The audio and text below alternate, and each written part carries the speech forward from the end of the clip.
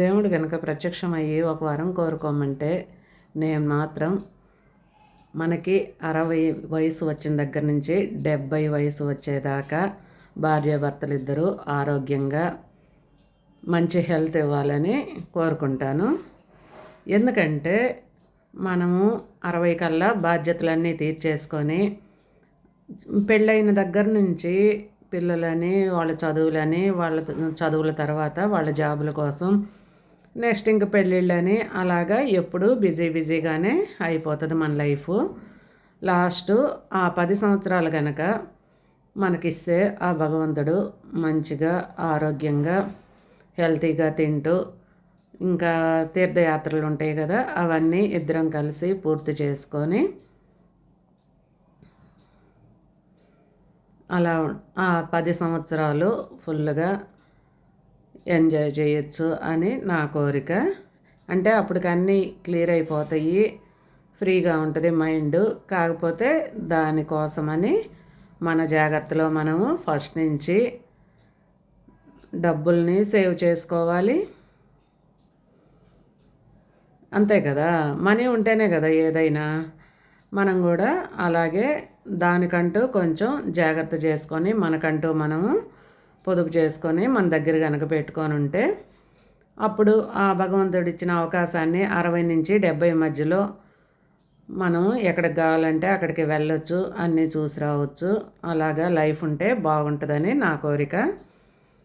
కానీ భగవంతుడు ఎలా పెట్టున్నాడో చూడాలి నా జీవితంలో అయితే.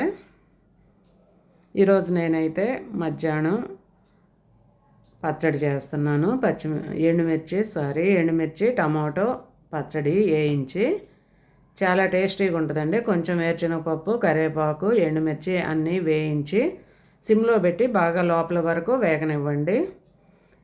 మీకెవరికైనా దేవుడు ప్రత్యక్షం అయ్యి వరం కోరుకోమంటే ఏం కోరుకుంటారో కామెంట్ చేయండి.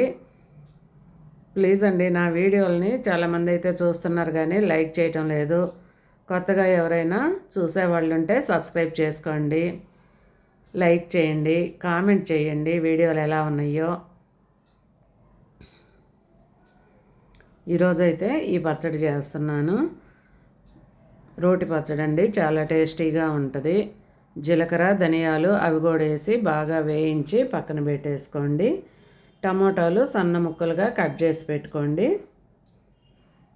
ఎండుమిర్చి ఇవి వేగిన తర్వాత అవి పక్కన తీసి పెట్టుకొని నెక్స్ట్ టమోటా, చింతపండు కూడా వేయించి పెట్టుకోవాలి.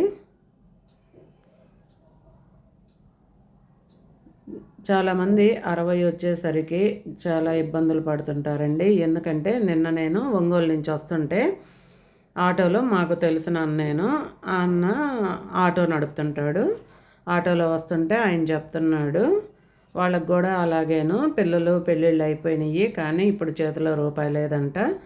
అన్న ఆటో నడిపితేనే ఇంట్లో జరుగుతుంది అని చెప్తున్నారు. పిల్లలు పెళ్ళిళ్ళు అయిన తర్వాత వాళ్ళకి ఆడపిల్లలు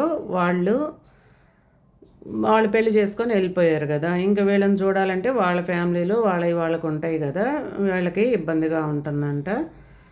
అందుకని చెప్పి ఆటో నడుపుకొని ఇంట్లో జరుపుకుంటున్నాడు. ఉండేది కూడా రెంట్ ఇళ్ళే. ఆయన ఏం చెప్పాడంటే వాళ్ళ వైఫ్కి కూడా బాగాలేదంట, ఆపరేషన్ చేపియాలమ్మ, చేతిలో డబ్బులు లేవు, ఇట్లా ఇబ్బంది పడుతున్నాము అని చెప్తుంటే నాకు అప్పుడు అనిపించింది పిల్లల కోసమే కాకుండా మన కోసం మనం కూడా ఫస్ట్ నుంచి మనం పనిచేసేటప్పుడే వయసులో ఉన్నప్పుడే సేవ్ చేసుకోవాలి అని. అంటే ఇప్పుడు వచ్చే వాళ్ళకి చెప్తున్నానండి ఈ సలహా. వాళ్ళకి తెలియదని కాదు, కానీ మనం అప్పుడేమనుకుంటామంటే పిల్లలు, ఇంట్లో ఇబ్బందులు ఇవే చూసుకుంటుంటాము. తర్వాత మనకు వచ్చే ఇబ్బందులను కూడా వయసు అయిపోయిన తర్వాత అవి కూడా ఆలోచించుకొని దానికంటూ సపరేట్గా కూడా సేవింగ్స్లో పెట్టుకోవాలి మనం వయసులో ఉన్నప్పుడేను. ఇది నా అనుభవంతో నాకు వచ్చిన ఆలోచన అండి. అందుకని ఎవరైనా ఇప్పుడు వాళ్ళకి ఉపయోగపడద్దని ఇంకా జాగ్రత్త చేసుకొని వాళ్ళు ఎవరైనా ఉంటే జాగ్రత్త చేసుకొని అలాగా పెట్టుకోండి.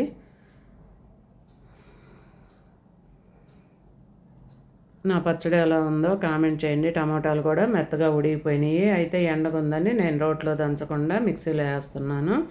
మిక్సీలో కూడా ఆపి ఒకేసారి స్పీడ్గా వేసేయకండి. ఒక సెకన్ అలా తిప్పి ఇదిగోండి ఇలాగా పల్ప్గా వేసుకోండి. తర్వాత టమాటాని మనం చల్లారి పెట్టుకున్నాం కదా, చల్లారిన టమాటా చింతపండు కూడా దీంట్లో వేసేసుకొని మెత్తగా మిక్సీ చేసుకోవచ్చు.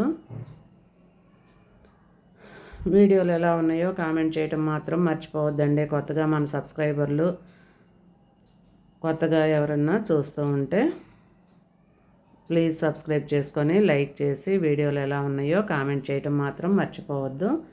పచ్చడంతా మిక్సీ వేసుకున్న తర్వాత ఇలాగా తాలింపు పెట్టేసుకోండి. తాలింపు పెట్టేటప్పుడు మాత్రం ఈ చిన్న టిప్పు, నూనె బాగా కాగిన తర్వాత మినపప్పు వేయండి. ఆవాలు, జీలకర్ర, తెల్ల ఉల్లిపాయ అవి వేస్తే స్మెల్ చాలా బాగుంటుంది. కరివేపాకు కూడా వేసాను, కొంచెం ఇంగ వేసుకోండి. వేసి కనుక తాలింపు పెట్టేస్తే చాలా టేస్టీగా ఉంటుందండి ఈ పచ్చడి. ఒకసారి ట్రై చేయండి. వీడియోని చివరి వరకు చూడండి. చివరి వరకు చూసినందుకు థ్యాంక్స్ అండి. తప్పకుండా ఈ పచ్చడి మీరు కూడా ట్రై చేయండి, చాలా టేస్టీగా ఉంటుంది.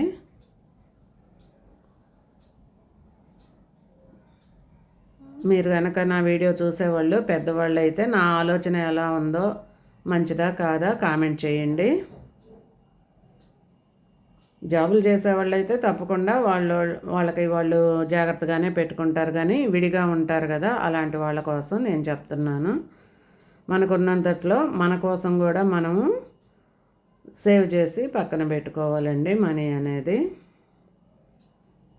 ఈ ఆలోచన నచ్చితే ప్లీజ్ సబ్స్క్రైబ్.